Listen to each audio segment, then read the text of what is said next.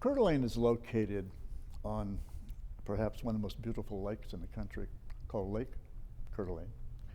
And it's on the northern shore, right where the Spokane River runs out of the lake. Most people agree that the name, which would be a French name, three French words, Coeur, or Coeur as we say today, but the French would be closer to Coeur, and A-L-E-N-E is, Coeur is heart. The A-L-E-N-E is a small leather punch called an awl. And we think it was first used in the fur trade by some of the French-speaking fur traders who were really with a British company that moved down into this area. And as the tribe that lived around Lake Coeur d'Alene would travel up to the trading post near the Canadian border, for some reason, we think because they were extremely shrewd traders. And for Dave, when we say this person is sharp as a tack, well, there were no tacks, but the sharpest little tool was this awl. And so in their rather mountain, uneducated French, they started calling the Indians up here, when they went up to trade, they would take days to trade. And so they somehow referred to them as Coeur d'Alene, which means people with hearts as sharp as the point of an awl. For some reason, the name got attached to them. They began to call themselves the Coeur d'Alenes, or Coeur d'Alenes as we would say today. Pretty soon, it's on one of the early maps. The lake, which they live around, this whole basin, which they live around, became known as Lake Coeur d'Alene. And then when the first military fort was built here in 1878, it was named Fort Coeur d'Alene.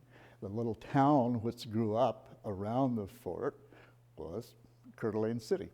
And the mountains surrounding us was the Coeur d'Alene Mountains, and the rivers that run into the Coeur d'Alene River. So quite often, by the time we get into the early 1870s, 1880s, the region, people saying, I'm going to the Coeur d'Alenes, and they meant the region. Step back one step into history. The Battle of Little Bighorn in Montana.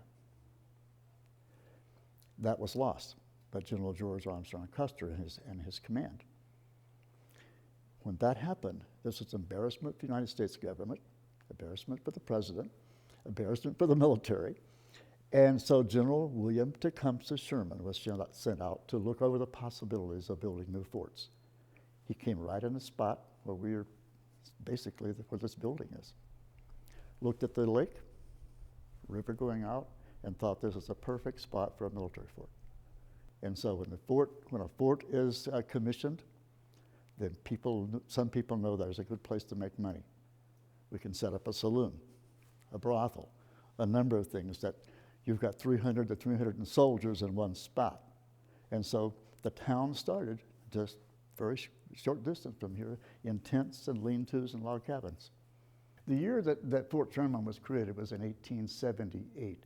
It was actually it's interesting because as the idea of a fort began to take shape, there was serious Indian conflicts in the region.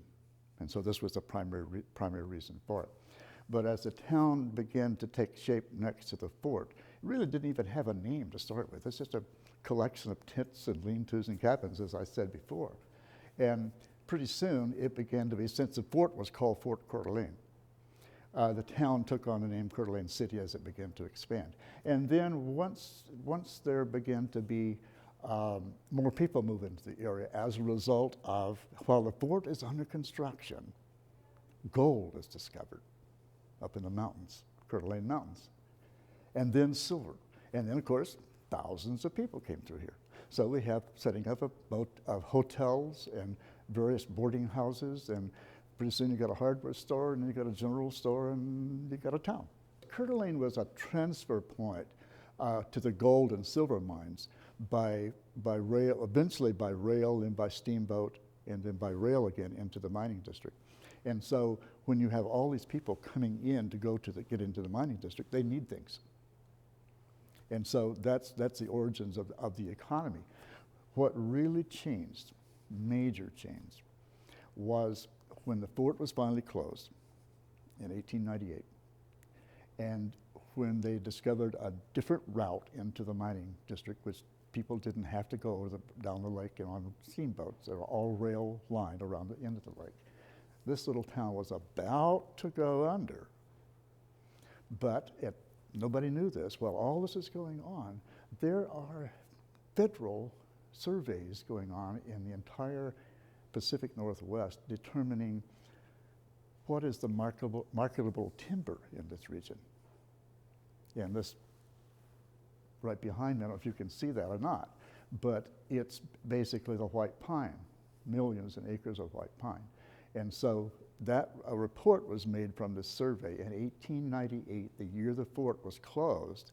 That report was made public, and of course you can guess what happened then. All the major timber companies, include the biggest one, Weyerhaeuser, Louisiana Pacific, Diamond International, they came to this area. And so that's really what produced the town. When you walk through the town today, that's a town that was primarily produced. The town's population was about 500 in 1900. By 1910, it was almost 8,000. Coeur d'Alene today is a very modern, progressive city. And we depend pretty much, not entirely, but tourism is a big part of our economy in this area. The timber industry is still viable. Mining has had some problems, but our main focus was on diversity. We wanted to have diverse industry because in the past the area pretty much existed on mining and logging. So we are very diverse in almost every way you can think of. To me, as a historian, I don't think you can truly understand the present unless you know something about the past. The more you know, the better you understand the present. And if you understand the present and how it got here, you're capable of making some choices about what's going to happen in the future.